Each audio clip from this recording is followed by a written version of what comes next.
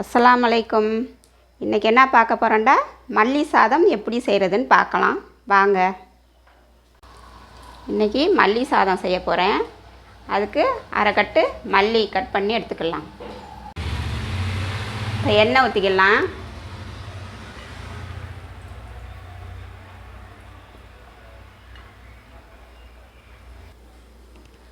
கடலைப்பருப்பு 2 ஸ்பூனு,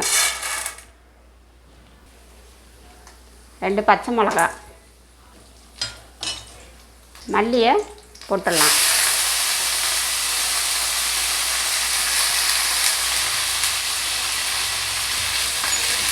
ஒரு நிமிஷம் வதக்கி எடுத்து அரைச்சிடலாம். அப்படியே ஜாரில் போட்டு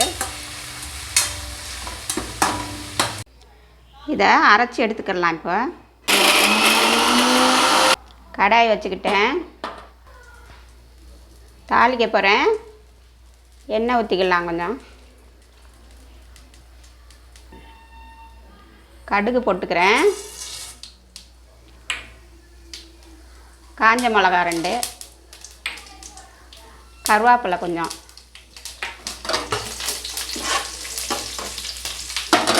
இந்த அரைச்சி ஊற்றிடலாம். இதில்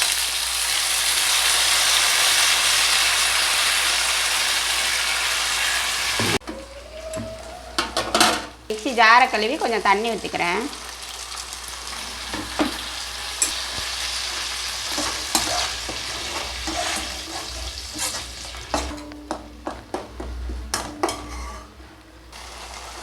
உப்பு கொஞ்சமாக போட்டுக்கிறேன்.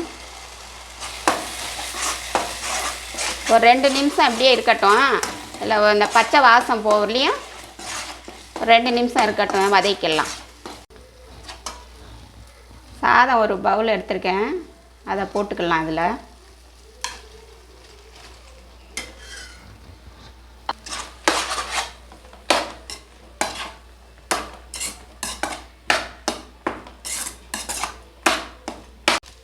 நெய் 1 ஸ்பூன் ஊற்றுறேன்.